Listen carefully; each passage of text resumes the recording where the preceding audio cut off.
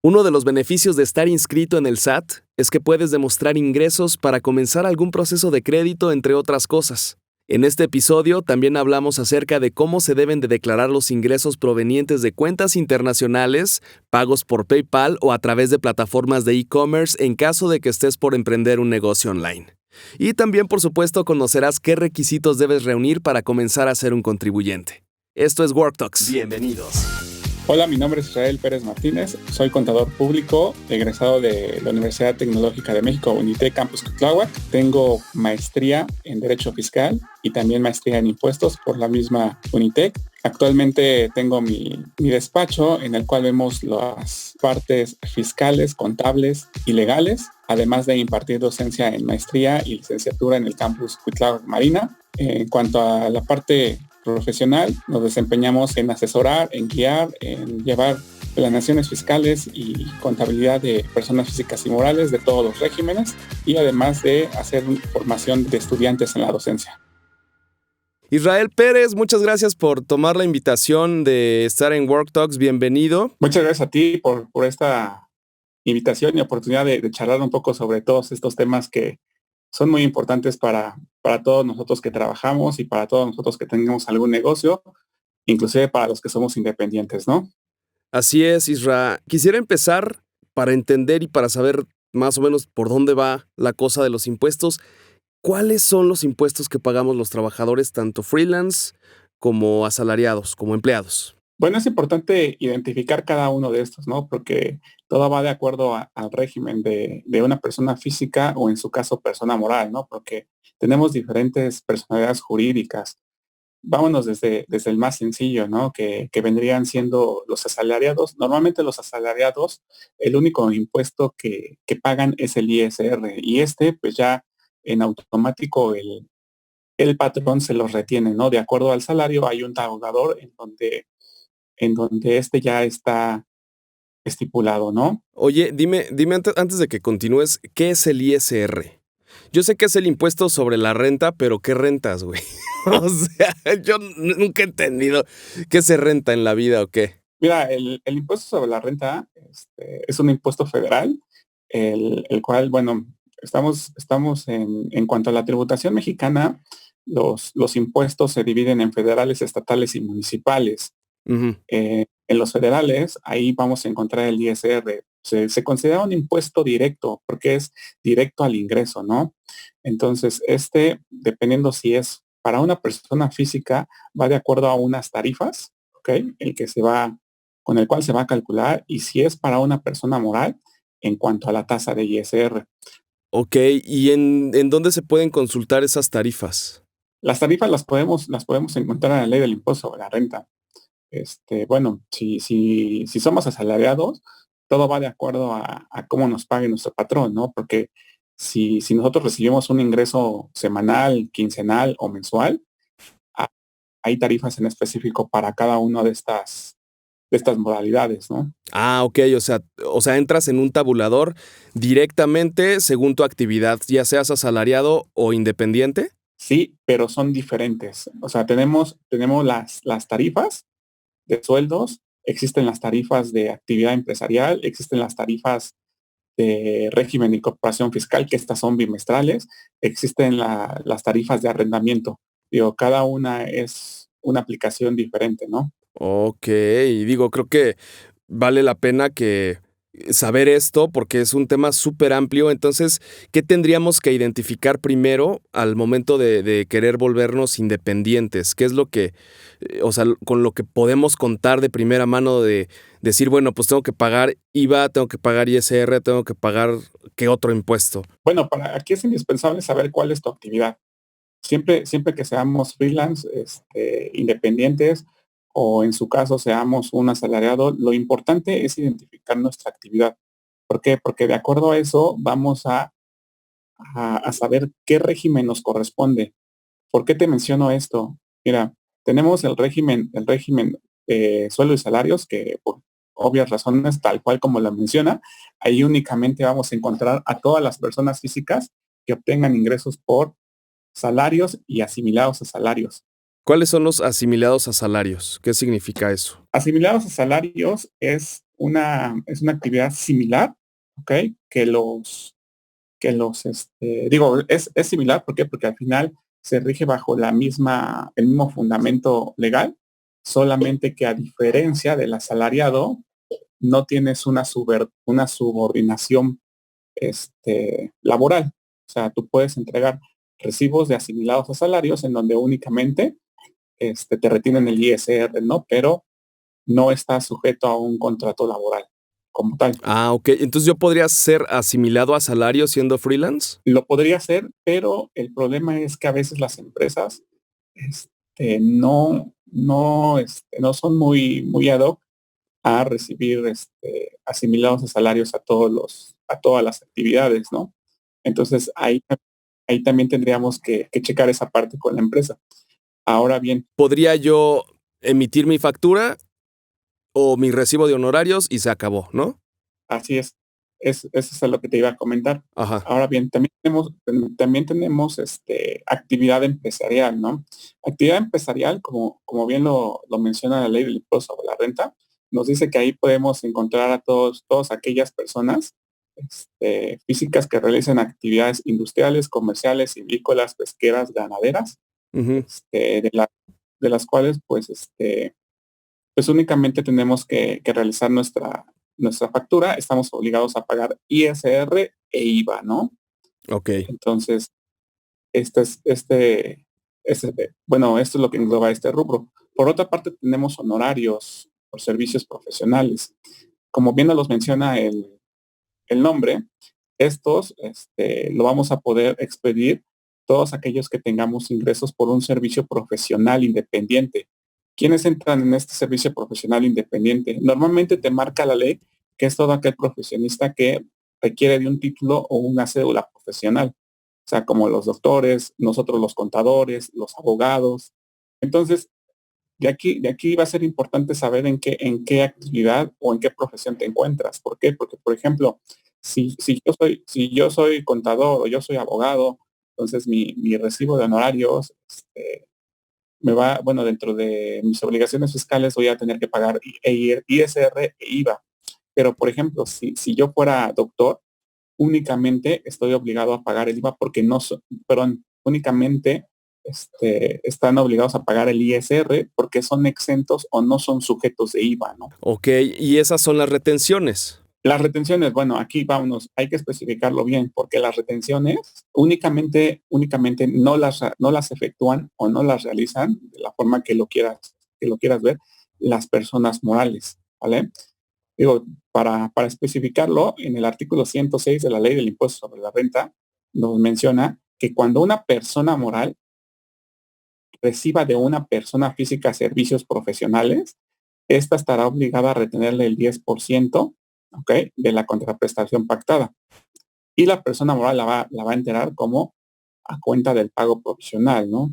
Entonces, ¿a qué me refiero con esto? Yo como persona física, si le trabajo a una persona moral en cuanto a la forma o en este caso, por medio de honorarios, ¿ok? Ujú. La persona moral me retiene ese Sí. 10%, ¿ok? Que eso quiere decir que disminuye de mi pago. Ahorita únicamente estamos hablando de la Ujú. retención de ISR, porque también implicaría la retención de IVA, Claro. Sí. ¿ok? Entonces, me retiene ese 10% y yo lo que voy a tener que realizar en mi recibo sería descontar esa parte, ¿ok? Que acuérdate que la retención de ISR es el 10%, la retención de IVA serían las 2/3 partes de la tasa vigente, o sea, sobre el IVA le tendría que sacar las 2/3 partes y ya la diferencia sería lo que me estaría pagando. ¿Cuál es el beneficio, entre comillas, de estas retenciones? Yo como persona física me lo van a tener, pero posteriormente, al enterar mis impuestos, ahí lo voy a acreditar. Acreditar quiere decir que, digamos que ya no lo tienes, pues. Acreditar, digo, para hacer una forma más sencilla, si yo en mi cálculo de impuestos me da a pagar de ISR, por así decirlo, 5 Ujú. pesos y y la retención que me efectuó la persona moral por yo expedirle ese recibos o varios recibos, porque pueden ser como independiente, le puedes trabajar a varias personas morales. La suma de toda esa retención, supongamos que da 4 pesos, entonces ya no pagarías los 5, le restas los 4 pesos, que a esa parte es la acreditación, Ok, y únicamente estarías pagando la diferencia, que sería 1 peso. Ese en el peor de los casos, porque en ocasiones la retención es mayor al impuesto causado. ok. Y cuando pasa esto, ya no tendrías impuesto a Oye, pagar. ¿Qué ajá, es lo que pasa con esta? Disculpa que no, te no importa. interrumpa. ¿Qué es lo que pasa con esta retención cuando es mayor al impuesto causado? Es lo que, por lo general, en la declaración anual, es lo que nos resulta el saldo a favor. Ah, ok. Y es cuando te pueden regresar dinero, pues, ¿no?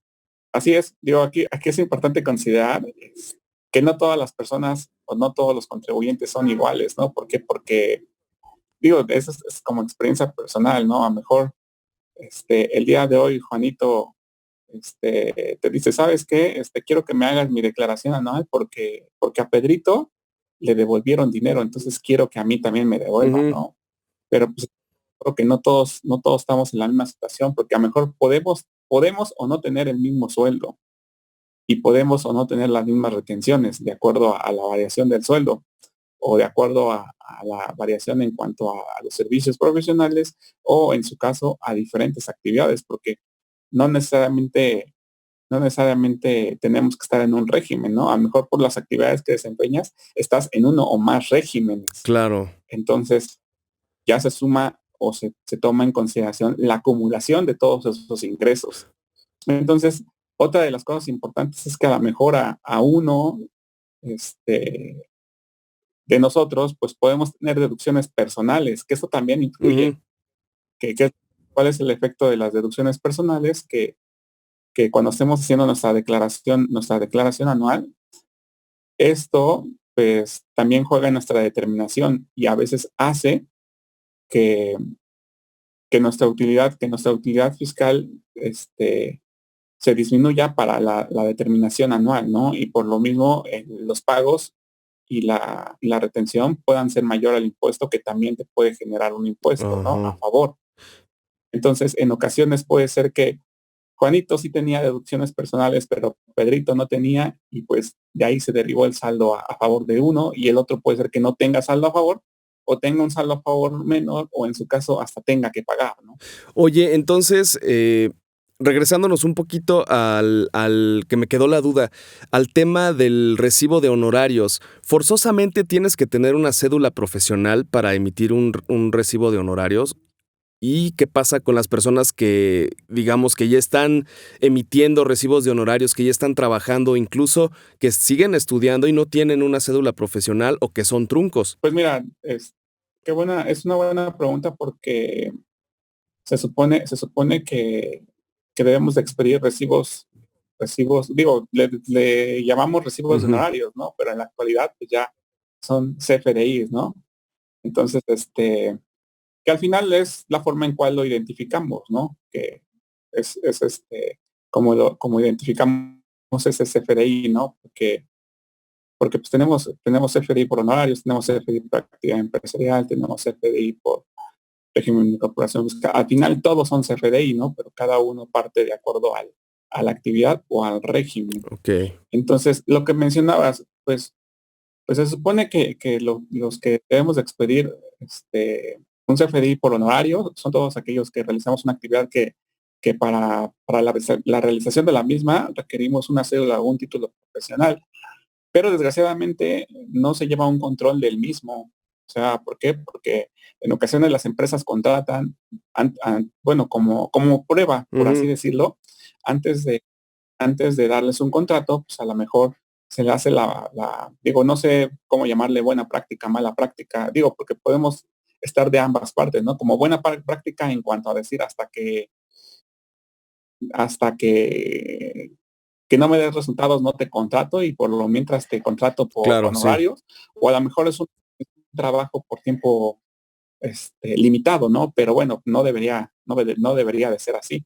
Entonces, a veces las empresas les piden recibos de honorarios, y a lo mejor estas personas, como tú lo mencionas, o están estudiando, o a lo mejor ni siquiera tienen un estudio, ¿no? Pero bueno, lo hacen con el afán de cumplir Pues con, con lo que les piden, ¿no? con el requisito, es lo que te iba a decir, con el requisito que le solicitan para que ellos puedan obtener su ingreso y bueno, pues, por lo mismo también tienen que declarar esta parte que les están Claro. pagando, ¿no? Por otra parte, antes de que se nos vaya la onda, nos faltaba otro régimen, más bien nos Ujú. faltaban dos. También tenemos el régimen de arrendamiento. Ahí únicamente entran las personas que rentan inmuebles, ¿no? Entonces, ese es otro régimen. Y aparte tenemos el régimen de incorporación fiscal, que para mí, hoy en día, es el régimen que más beneficios y facilidades ofrece a los contribuyentes. Pero no todos podemos ¿Por estar en qué? él, ¿no? Porque nos menciona el fundamento legal del artículo 111 de la Ley de Impuesto Ujú. sobre la Renta, que los, las personas físicas que realicen actividades empresariales, enajenen bienes o presten servicios que no requieran de un título o una cédula profesional y que no tengan ingresos mayores de 2 millones anuales. Entonces, ese es uno de los requisitos para poder estar en el régimen. La otra, nos dice que no seas socio ni accionista de persona moral, que no estés en las actividades de fideicomiso, que tampoco realices espectáculos, que no seas comisionista, entre otras que nos menciona la ley. No podemos pertenecer a ese régimen. Normalmente, ¿quién pertenece a ese régimen? Nuestras redes sociales están abiertas. Encuéntranos como @worktxs. Ese régimen se creó en el 2014, que vino a sustituir lo que es el pequeño contribuyente, y normalmente la gente que está inscrita en el régimen de incorporación fiscal, pues son las tiendas, las ferreterías, las papelerías, este, pero hasta eso también he llegado a ver que hay agencias de publicidad que entran en el régimen, ¿no? ¿Por qué? Porque al final, este, aunque debería ser un requisito, pues no todas le solicitan una cédula profesional, ¿no? Como tal, Claro. porque entraría mejor dentro de las actividades comerciales.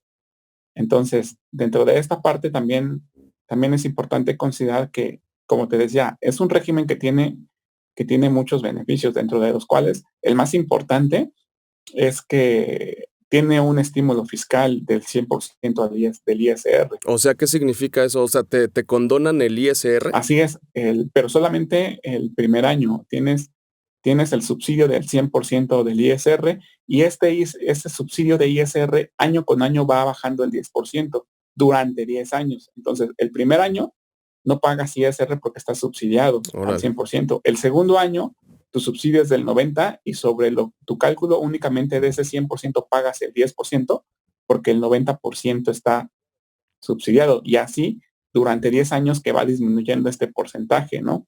Otra de los beneficios o facilidades que te ofrece Ajá. este régimen es que te pide llevar una contabilidad simplificada. ¿A qué me refiero con una contabilidad simplificada? Un registro de ingresos y de gastos, ¿no? Pero es importante también considerar que tienes que utilizar las aplicaciones que nos provee el SAT, ¿no? Como que es la aplicación de mis cuentas, ¿no? Para ir subiendo tu contabilidad como tal. Sí, tener tu clave, tu key, ¿no? Tus contraseñas digitales y todo eso, ¿no? Ese es otro beneficio, porque si bien lo sabes, cuando estamos en actividad empresarial, en servicios profesionales, en arrendamiento, si nosotros queremos generar un CFDI por medio digo, ya sea por medio del portal del SAT, o en su caso por medio de un PAC, un proveedor autorizado certificado, necesitamos tener la fiel, ¿ok? Y en su caso los sellos digitales, ¿no? Claro. Para poder generar nuestro CFDI, ¿no? La Fiel es la firma electrónica, ¿no? Ándale, anteriormente, digo, ha ido cambiando, ¿no? Primero era fea, después se cambió a fiel y Era ahora fea, después era bonita, güey, ¿no? ahora es firma, Ajá. ¿no? Fea porque pues por sus siglas, Claro, ¿no? sí. La firma electrónica avanzada, ¿no? Y después pues le cambiaron, pues no les gustaba fea y pues le pusieron la fiel, ¿no? Electrónica, firma electrónica, ¿no? Sí. Oye, ¿cada régimen tiene que pagar los mismos impuestos o son diferentes? Bueno, para esto, bueno, antes de que continuemos con esta pregunta, nada más déjame comentarte que el régimen de incorporación fiscal no necesita e-firma para poder realizar sus facturas o su CFDI como tal. Ellos únicamente con la contraseña Ah, ok. ingresan al portal en cuanto a la parte de mis cuentas a generar su factura. Pero tengo que tiene varias facilidades a comparación de los otros regímenes, ¿no? Entre otras cosas. Ahora bien, hace rato habíamos mencionado una parte de esto, va cambiando y va de acuerdo al perfil, ¿no? ¿Por qué? Porque, pues, ahora sí que de Ujú. cajón, todos los regímenes están obligados a pagar el ISR, ¿no? Ya sea por medio de retención, como lo es Recibos de honorarios. asimilado salarios y, y lo que son salarios. es- y para todos los demás regímenes, exceptuando estos, pues tenemos que ver la actividad que realicemos, porque si nosotros realizamos una actividad que esté exenta de IVA, o sea, tasa cero de IVA, pues no tendríamos que pagarlo, ¿no? Como tal. Entonces tendríamos que ver el supuesto de cada uno, de cada actividad, de cada persona. Pero por lo regular, pues, podríamos decir que de cajón es el ISR y el IVA para todos, ¿no? Yo me he dado cuenta que cuando estoy sacando mis facturas y mis deducibles y todo eso, este, normalmente en mis facturas del súper hay cosas que no traen IVA. ¿Por qué? Porque o sea, luego me pregunto, digo, oye, pues esto es, pon tú son 100 pesos más IVA, pues son 116 pesos, ¿no? Pero resulta que una compra de 100 pesos me da 3 pesos de IVA. ¿Por qué sucede esto? ¿Por qué sucede esto? Porque tenemos que considerar que cuando nosotros vamos al súper, tenemos productos de la canasta Ah, básica, ok. ¿ok? Los productos de la canasta básica son exentos de IVA. También podemos llegar a comprar algunos otros productos que sean exentos, que no necesariamente sean de la canasta básica, que estos van a estar estipulados en la ley del IVA, o que también podría ser que llegamos a adquirir algunos productos que sean tasa cero. Entonces, es ahí en cuanto a la variación que a veces nos causa esa controversia de decir, yo compré tantas cosas, pero no todas tienen IVA, ¿no?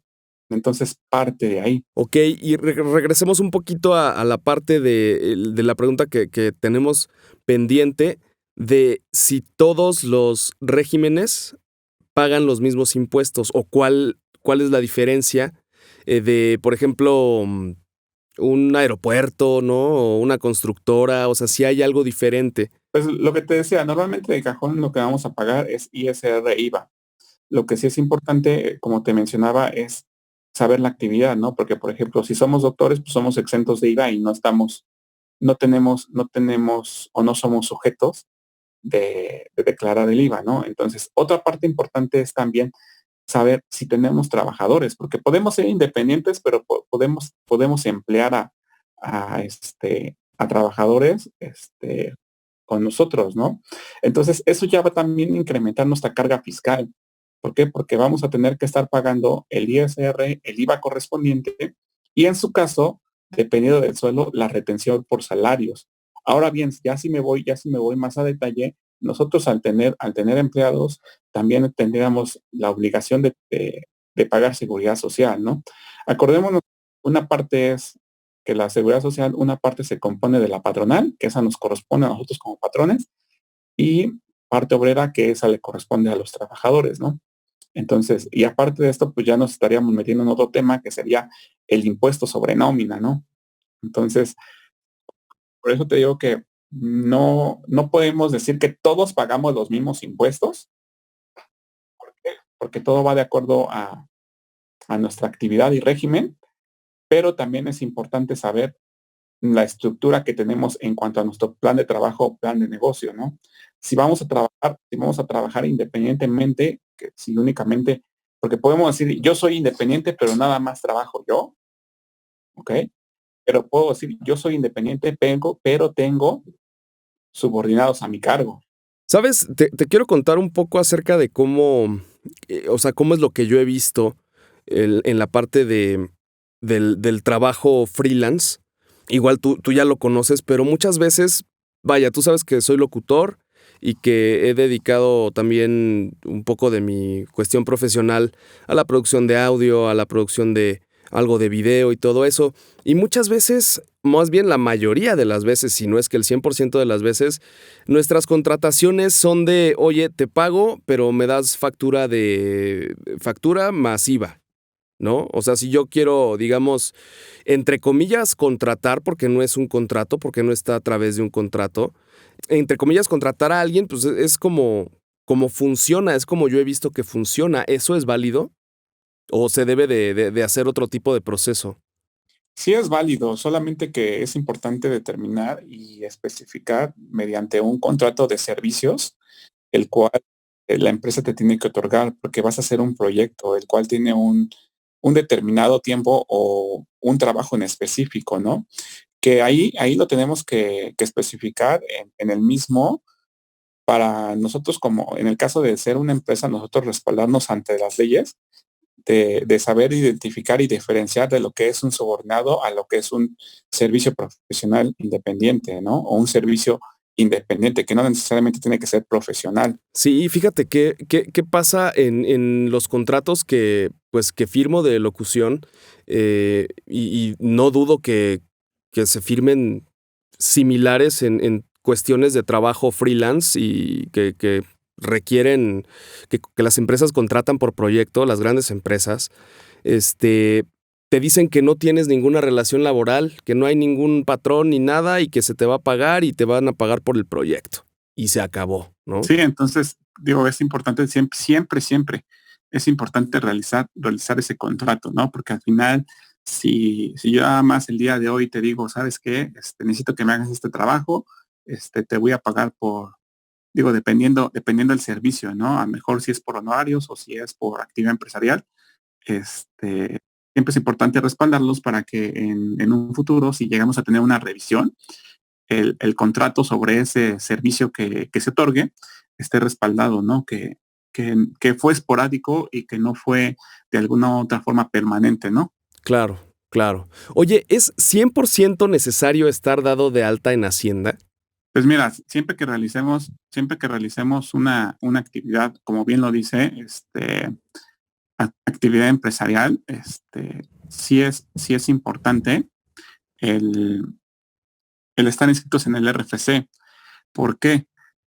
Una, sobre todo, es la tranquilidad para uno, ¿no? ¿Por qué? Porque al final, al día de hoy, la autoridad fiscal tiene diferentes medidas en cuanto a la detección del ingreso, ¿no? Pero también es importante saber por qué, porque mucha gente lo desconoce. ¿Cómo es la detección del ingreso? ¿Qué, eso es que te fiscalicen? Ándale, a eso iba.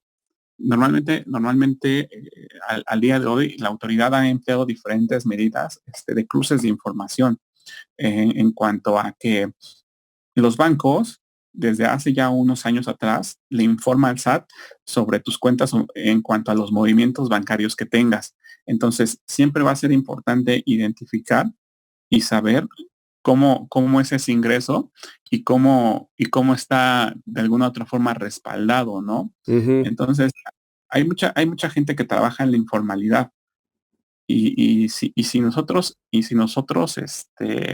nos ponemos a ver el día de hoy en cuanto a, por así decirlo, el padrón de contribuyentes que lo integran, pues podemos decir que aproximadamente, digo un aproximado, puede ser que a lo mejor el 60-70% de la gente trabaja bajo un comercio informal y el 40 a 30 somos formales, ¿no?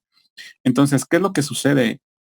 Te voy a poner ejemplos reales de lo que ha pasado. Ujú. Mucha gente no está inscrita en el RFC o a veces sí está inscrita, este, y pues a lo mejor hace depósitos en efectivo. ¿Ok? Recordemos que el efectivo es un medio no identificable.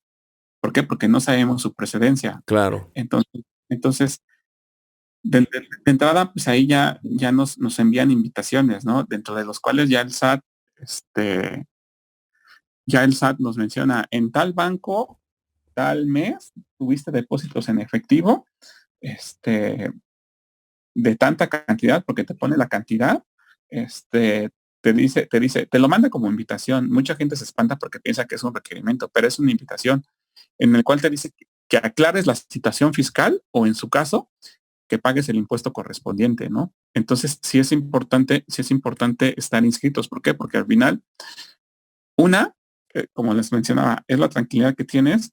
La otra, estás reportando tus ingresos y no vas a tener ningún problema en cuanto a algún futuro de que tengas invitaciones o digo, a veces lo más sencillo es una invitación, ¿no? Ya si nos vamos a un extremo puede ser el que te congelen las cuentas, ¿no? Pero eso ya es cuando son cantidades más, Más más grandes, fuertes, ¿no? claro. Por así decirlo. No te dicen, oye, te voy a congelar tu cuenta. De repente, pues ya está congelada. Uno va al banco y ya te dicen, fue el SAT. Entonces uno tiene que ir a aclarar esas situaciones, ¿no? La otra también aparte de la tranquilidad y aparte de estar reportando y de tener de alguna otra forma, yo creo que aquí lo más importante es tener una cultura fiscal, ¿ok? ¿A qué me refiero con una cultura fiscal? En cuanto a declarar los impuestos, si nos corresponde pagar los impuestos, pagar los mismos, ¿ok? Pero sobre todo el tener un control fiscal que nos mantenga plenos, ¿no? Ante cualquier situación. Digo, porque, ¿Qué es esa tranquilidad de la que tú me hablas y eso que lo que acabas de decir que nos tenga plenos? ¿por qué? Porque el día de mañana, o sea, hay muchas personas que no pueden demostrar ingresos en cuanto a si quieren adquirir una vivienda, en cuanto a si quieren adquirir un crédito. Y digo, y un crédito puede ser para ampliar tu negocio, un crédito puede ser para, a lo mejor el mismo préstamo de algún efectivo. Y siempre tienes que tener una, una tranquilidad plena que respalde esta parte, ¿no? Para que el día que tú lo necesites, tengas de dónde demostrar el que has obtenido ingresos, el que demuestres tu capacidad de pago, por así decirlo, entre otras cosas, ¿no? Oye, y en el ejemplo que tú me nos acabas de decir acerca de los depósitos en efectivo y que llega el SAT y te dice, ¿sabes qué? Tal fecha, en tal banco, tanto te depositaron. Si no haces caso a esas invitaciones, ¿ya se te califica como evasor de impuestos? ¿O qué es evadir impuestos? No, es diferente. ¿Por qué? Porque a veces, o sea, no necesariamente quiere decir que estas invitaciones requieran o sean de que estás evadiendo impuestos. ¿Por qué? Porque, digo, te puedo poner un ejemplo. A lo mejor tú obtuviste ese dinero de alguna remesa y puede ser de que, pues no sé, el papá se fue al extranjero y del extranjero está mandando dinero, la esposa va, lo cobra y lo deposita, ¿no? Se Ujú, demuestra sí. se demuestra todo eso. A lo mejor puede ser de que ese dinero lo obtuviste de algún préstamo, o sea, de algún préstamo de otra persona física o de otra persona moral, en el cual, pues, ¿cómo lo vas a demostrar? Enseñando tu contrato del préstamo que pactaron, junto con tu pagaré, el interés estipulado.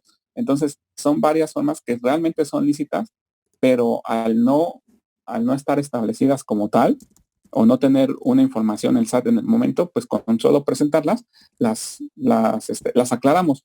Pero en otras ocasiones, pues sí realmente, no quiere decir que tampoco sean ilícitas, pero sí intervienen en el comercio informal, ¿no? ¿A qué nos referimos con una evasión de impuestos? Hay que recordar que una evasión de impuestos es cuando lo hacemos con dolo. O sea, que no se paga el impuesto y realmente es con dolo, ¿no? A veces, digo, pueden ser de diferentes formas, o sea, puede ser que, Pero ¿cómo compruebas que evades impuestos con dolo? pues mira, el SAT normalmente de alguna otra forma te detecta que lo haces con dolo porque si nos vamos bien a una evasión fiscal, pues ya es como, más bien es un fraude como tal, ¿no? Que pueden ser actividades ilícitas que pueden incurrir tanto las personas físicas como morales. Puede ser en diferentes formas, en ocultar bienes, en no reportar ingresos, en alguna otra cosa, sobrevalorar los deducibles. ¿A qué me refiero con esto? A lo mejor tú tuviste deducibles de 5 pesos y a lo mejor no quisiste pagar y entonces te inventas, ¿no? Otra cantidad. más para decir que tuviste más, ¿no? Todo esto es con el fin de pagar legalmente los impuestos o, en su caso, omitir el pago de los impuestos. ¿Cómo los Claro. detecta la autoridad fiscal? Como te decía, hoy en día ya hay muchos medios electrónicos, o sea, esta parte del CFDI y de los medios electrónicos ha ayudado bastante. ¿Por qué? Porque al hacer el cruce de información, ahí es cuando nos detecta, porque es, por ejemplo, tú vas al súper, compraste algún gasto que tuviste que es deducible para tu actividad, a lo mejor fuiste a otra tienda y compraste alguna otra cosa que también es indispensable, y supongamos que Ujú. esos gastos fueron de 10 pesos, ¿no? Y a lo mejor tuviste ingresos de 5 pesos, perdón, de 15 pesos, entonces tu diferencia entre los ingresos y los gastos, si tuvimos ingresos de 15 y gastos de 10, entonces la utilidad sobre la cual se va a pagar el impuesto sobre la diferencia, que son los 5, ¿no? Y por así decirlo, sobre esos 5, el impuesto que te salió a pagar, no lo quieres realizar y que te inventes más, vamos a poner que te pusiste 5 pesos más para empatar ingresos con los gastos, ahí, ¿cómo es como los detecta? Al final, como la factura es electrónica, el CFDI, ellos ya saben cuántas facturas emitiste de ingresos, ellos ya saben cuántas facturas emitiste o te emitieron de gastos, ahora sí que todo lo que tú facturaste sobre las compras, y entonces es ahí cuando hacen el Ok. cruce de información y es cuando se dan cuenta que realmente tu información no coincide. Otra parte importante es que el SAT es, por así decirlo, noble. ¿Por qué noble? Porque cuando llega a pasar eso, el SAT primero te manda una invitación en cuanto te dice, ¿sabes qué? Este, tus ingresos y tus gastos reportados en tal mes no coinciden con mi base de datos. Te invitamos a que hagas la corrección de tu declaración, ¿no? Entonces, digo, por eso es noble. Digo, te pongo la comparación de noble porque si nos vamos al Seguro Social, si no pagas un mes, al siguiente día ahí lo tienes ya con la multa. Entonces, y el SAT todavía es de, te mando la invitación de, ya me di cuenta que estás haciendo un cochinero, arréglalo, o si no, en la próxima, pues ahora sí ya. O si no, nos vemos en la salida, ¿no, papá? Ándale, casi, casi así. Literal. Yo cuando iba a salirme pues de mi trabajo, me pedían, yo ya estaba haciendo trabajo, digamos, freelance, y me pedían recibo de honorarios o factura. ¿Te acuerdas que, Isra, que tenía mi blog de recibos de honorarios y eran a mano y quién sabe qué? Digo, eso fue cuando ya me tuve que ir a dar de alta porque a mí me dijeron, no, es que el SAT, no manches, no te des de alta. Mejor que te presten una factura porque luego es un pedo darte de baja y tienes que pagar impuestos y quién sabe qué. Eso es cierto y es bueno, vaya, es cierto, pero te pregunto, ¿es real que es tanto problema, Isra, el hecho de darte de alta para poder ganar dinero con tu nombre? Yo creo que aquí lo que más pesa son los mitos, ¿no? Y yo creo que tú mismo lo fuiste notando, desde que a lo mejor te dijeron, ten cuidado con el SAT, no te inscribas, no hagas esto, no hagas el otro. O sea, yo creo que más que nada estos son los mitos, pero también es importante la responsabilidad de uno mismo, ¿no? Como tal, ante la autoridad fiscal.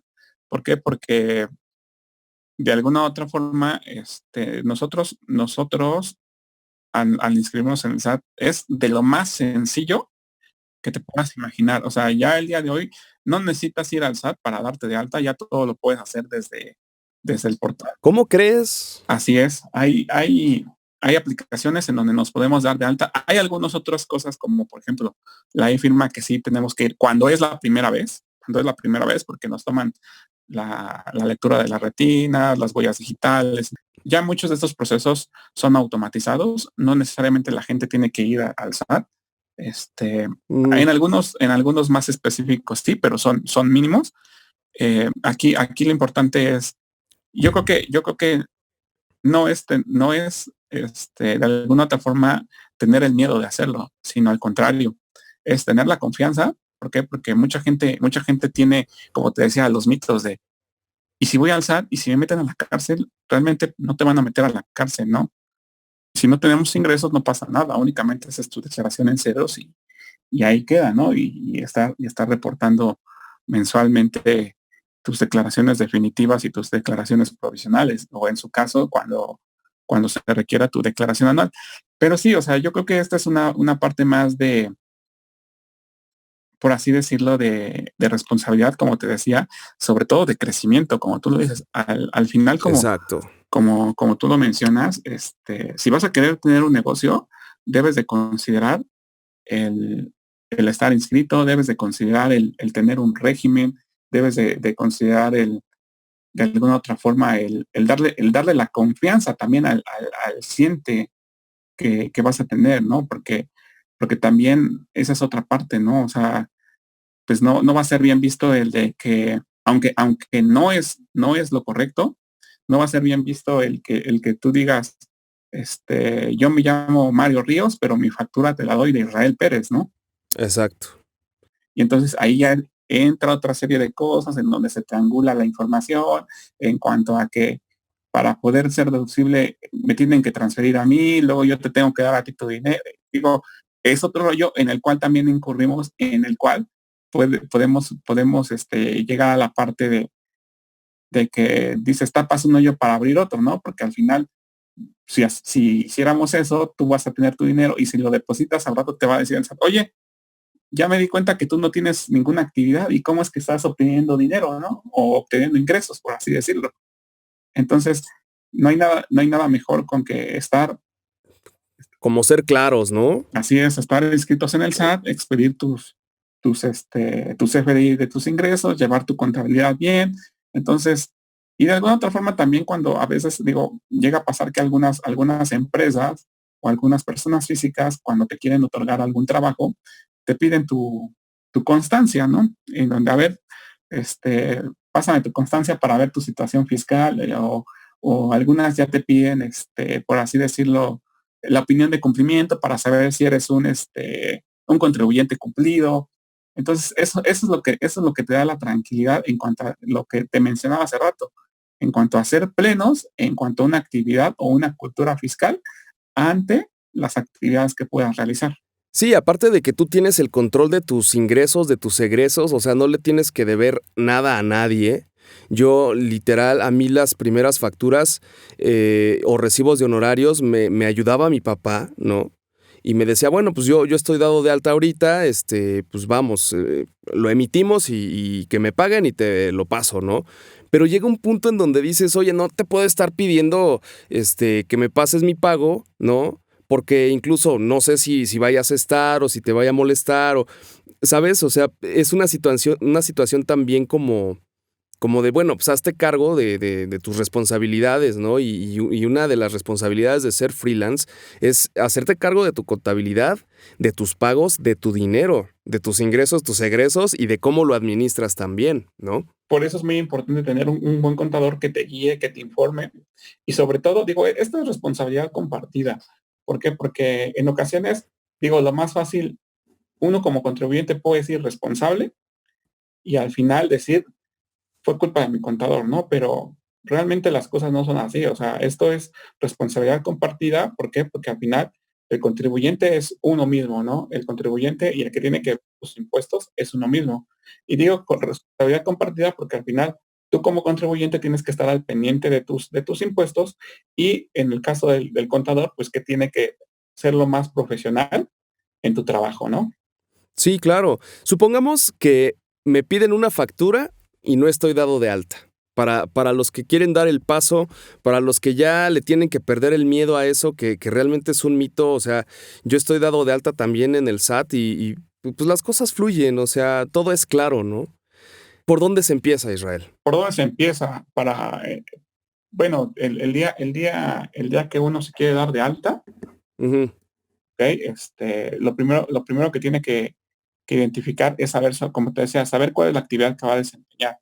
Ahora bien, te decía que como persona física ya no es necesario ir a la administración local del servicio al contribuyente. Desde el portal del SAT podemos hacer nuestra inscripción, llenamos el cuestionario y de ahí pues nada más hay que saber bien, digo, porque te lo hace como general, ¿no? Nada más hay Ujú. que identificar si vamos a ser asalariados, si vamos a estar por actividad empresarial, si vamos a recibir ingresos por honorarios, si vamos a recibir ingresos por arrendamiento, Ok. por régimen fiscal o cualquier otro, ¿no? Entonces, ¿tú recomendarías que primero tuvieran la asesoría de alguien profesional, de un contador, para que identificara bien cuál es la actividad y en qué régimen se tiene que inscribir, ¿no?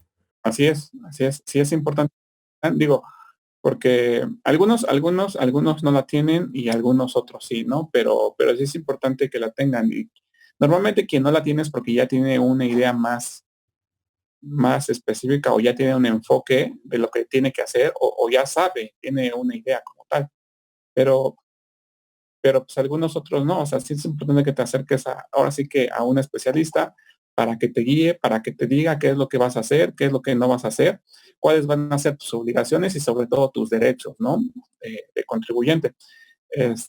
Hay algunas personas que se les facilita hacerlo por medio del portal, pero pues si no, también tenemos la opción de asistir a la administración local, ¿no? Lo podemos hacer desde ahí, ¿no? Tenemos que tramitar una cita y nos presentamos y listo, ¿no? Con la documentación que nos piden. Normalmente, si nosotros lo hacemos por el portal, únicamente es llenar un cuestionario en el cual nos piden informaciones de nuestra clave única de registro de población Ujú, que y también la sacas online. así es. Y también pues los datos de nuestro domicilio, ¿no? Como tal. Si nosotros vamos a la administración, pues nos van a pedir nuestra acta de nacimiento, la clave única de registro de población, un comprobante de domicilio que no tenga antigüedad de más de 3 meses y nuestra identificación oficial, ¿no? Que puede ser pasaporte, IFE o INE, porque digo, todavía algunos IFEs están vigentes, INE o cédula profesional, ¿no? Oye, ¿y cuándo te puedes o cuándo se tiene que dar uno de baja del SAT? Cuando sepas que ya no vas a realizar la actividad, ¿no? Para nada, ¿no? O sea, si normalmente esto pasa, digo, te voy a poner dos ejemplos, ¿no? El primero es que a lo mejor tú el día de hoy estás trabajando como independiente, estás expidiendo tus FDIs, pero el día de mañana te llega una oferta de una empresa, ¿no?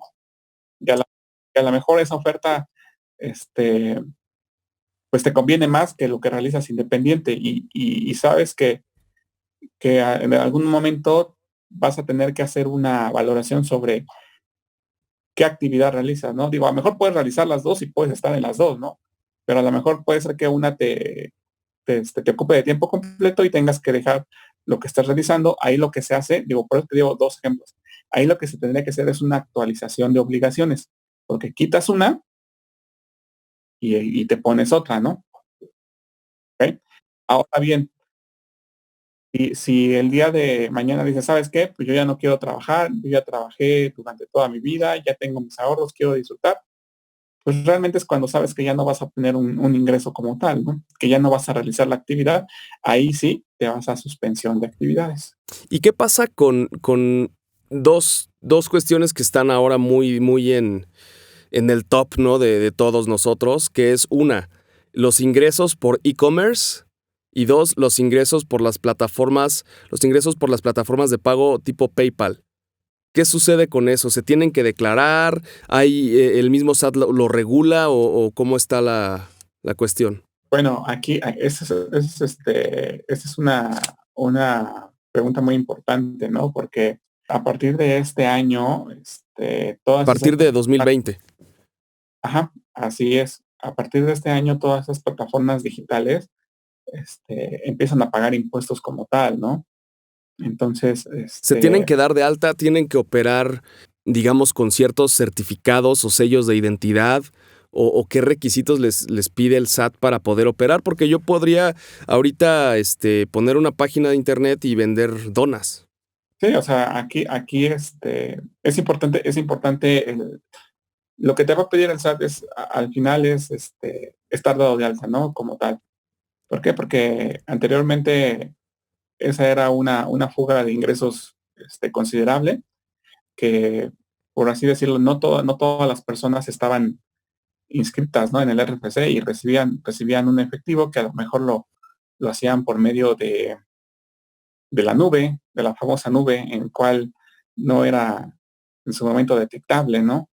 Entonces, sí, o sea, te va a pedir que reportes sus ingresos. Al final, por todo es, digo, normalmente, como te decía, a lo mejor el efectivo no es identificado, pero yo creo que la mayoría, o más bien la mayoría de estos e-commerce van a estar recibiendo el ingreso por medio de un medio electrónico, ¿no? Claro, sí, que al final de cuentas todo cae a una cuenta bancaria. Así es. Y ahí es donde tienes que darte de alta. Pero, por ejemplo, si hay alguien que está ofreciendo un servicio en el extranjero y el pago es en dólares y la página está publicada en el extranjero, ahí también se tiene que dar de alta en el SAT. Pero bueno, aquí es importante saber cuál va a ser la residencia, ¿no? La residencia sería aquí. Ok, sí. Sí, porque de ahí vamos a tomar en cuenta lo que nos menciona quiénes son los sujetos de la ley del impuesto sobre la renta, ¿no? Nos menciona que pueden ser residentes en territorio nacional o en su caso residentes en el extranjero y que no necesariamente tengan un establecimiento permanente. O sea, ¿qué me refiero con un establecimiento permanente? Una oficina, un local, una bodega industrial, entre otros, ¿no? Nos dice que sobre los ingresos percibidos en territorio nacional, ¿no? Al final, a lo mejor los vendes en el extranjero, pero tienes una cuenta al cual va a ingresar en México, ¿no? Los depósitos por PayPal llegan y tienen como así un buen de caracteres y no lo sabes identificar hasta que dices, bueno, pues a ver, haces las cuentas y dices, bueno, me cayó esta lana de PayPal porque me deposité a mi cuenta. Porque incluso cuando están en tu PayPal, pues tu dinero está en el extranjero, ¿no? Quiero suponer que todavía no llega hasta que te depositas. Y eso Así es. lo tienes que declarar, o sea, lo tienes que informar al SAT. Sí, es correcto. Digo, al final es un ingreso, ¿no? Y como bien te lo dicen, o sea, sobre todo los ingresos que recibas en territorio nacional, ¿no? Digamos, yo gané 30 pesos por PayPal, ¿qué impuesto debo pagar? Pues mira, es que también va de acuerdo a tus, si únicamente es ese mismo depósito, lo que vas a tener que considerar es tus deducibles para empezar, ¿no? Porque si eres persona física, acuérdate que es ingresos menos deducciones, ¿ok? Y el mismo te va a dar la Ajá. base y ya sobre la base vas a considerar las tarifas. No podemos decir así como tal un impuesto en específico o una cantidad en específica, perdón, porque va a ir Ujú. en consideración de tus ingresos y tus deducciones para considerar la base. O sea, no es que esos 30 pesos ya sean con IVA, pues. Bueno, ahí es otra cosa. Si nos vamos al IVA, del IVA, acuérdate que el IVA siempre se va a determinar tu IVA que cobres menos tu IVA que pagues. La diferencia te va a dar tu IVA a pagar o en su caso puede ser tu IVA a favor, ¿no? Que ese IVA a favor lo vas a poder ir acreditando contra meses posteriores hasta agotarlo, que es diferente. Entonces, acuérdate, Ujú. el IVA se determina en base al flujo, en base a lo cobrado menos lo pagado. Y no es, digamos, un pago por PayPal, un depósito por PayPal no es sujeto de IVA. Pues mira, sí tendría que ser sujeto de IVA. ¿Por qué? Porque al final, este, vas a expedir una factura como tal, ¿no? De la misma. No, sin factura. Es que normalmente en el extranjero te piden nada más ¿cómo se llama? Un quote, un invoice, pero realmente no tiene valor fiscal. Ah, ok. Yo he mandado 2 o 3 que no tienen ninguna validez fiscal, solamente es un PDF, un control de lo que yo he trabajado con esta gente, em, pues eso es válido para ellos, ¿no? Y supongo que es su forma de acreditarlo. Sí, aquí lo importante va a ser el momento en el que ingrese, ¿ok? En el momento en que ingrese, Ajá. lo vas a tener que declarar. Digo, hay gente que desde que lo recibe ya lo está declarando. Digo, ¿a qué me refiero con que lo recibe? Que a lo mejor lo cobra, pero no está en una cuenta bancaria, ¿ok? Sino que está en la nube. Y hay otras que se esperan hasta que ingrese a su cuenta bancaria para declararlo, ¿no? Claro, sí. ¿Qué consejo le darías a una persona que quiere volverse freelance? O que está saliendo de la universidad y no sabe qué camino agarrar. ¿Qué consejo le darías con respecto a toda esta plática que hemos tenido? Mira, yo creo que es importante y sobre todo es buenísimo el ser independiente, ¿no? La verdad es que a mí me gusta. No tengo nada en contra de de trabajar para una empresa, pero es de alguna otra forma, la libertad de realizar tu trabajo y sobre todo el tener, pues, por así decirlo, el saber de acuerdo a lo que realices y estructurar una forma de trabajo en cuanto a una planeación, en cuanto a metas, ¿no? Que te vayas trazando durante, pues, cierto tiempo, ¿no? La otra importante, yo creo que lo más importante es informarse en general, no solamente en el fiscal, porque normalmente cuando uno va empezando, pues a veces tenemos el desconocimiento o a veces podemos tener el conocimiento como tal. Algunos de ellos pueden decir, lo único que quiero es ganar dinero, ¿no? Y no, algunos otros sí ven el panorama más amplio. Pero yo lo que recomiendo en general cuando vayan iniciando es que tengan un panorama amplio en cuanto a lo fiscal, en cuanto a lo financiero, en cuanto a lo legal, de acuerdo a lo que hacen, que vean los alcances de todos estos, ¿ok? De alguna otra forma, que hagan una planeación, ¿ok? Que esto les dé un panorama más amplio en cuanto a la realización de sus actividades sobre el qué es lo que deben de hacer en todos los escenarios, ¿no? Desde el más sencillo en cuanto a vender, en cuanto a administrar, en cuanto a la parte de las finanzas, en cuanto a la parte de los impuestos y sobre todo, yo creo que la más importante es en la legal, ¿no? Que también no incurran en actos ilícitos, ¿no? Y si llegara a pasar, el cómo protegerse de los mismos, ¿no? Pues ahí está. Israel, muchas gracias. Gracias por estar en Work Talks. Gracias por tu tiempo, por aceptar esta invitación y seguramente pues va a haber más tiempo para platicar de más cosas interesantes.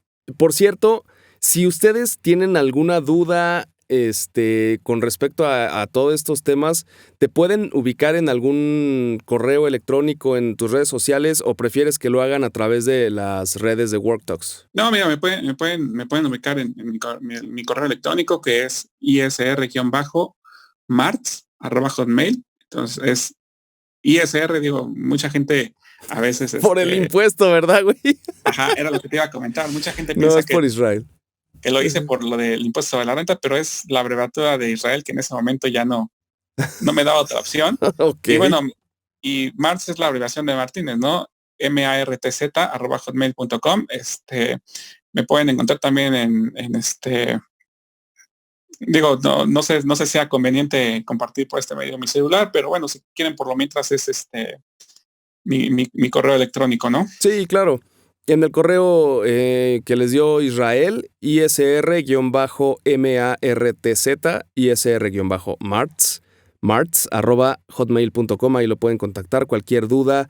Él, la verdad es que los puede asesorar súper bien. Y también manténganse en contacto con nosotros en @worktxs. Esto fue Work Talks y muchas gracias, Israel. No, de qué, pues algún día cuando gustes, pues digo, compartirlo con todos ustedes y si algún día tienes la oportunidad, pues me gustaría invitarte a una clase de impuestos ahí en Unitec, Campus Tláhuac. Claro, estaría buenísimo. Nos organizamos para eso. Ya está. Bueno, pues que estén muy bien. Les mandamos un abrazo. Muchísimas gracias. Escríbenos a worktxs@gmail.com y compártenos tus experiencias. Gracias por escuchar Work Talks.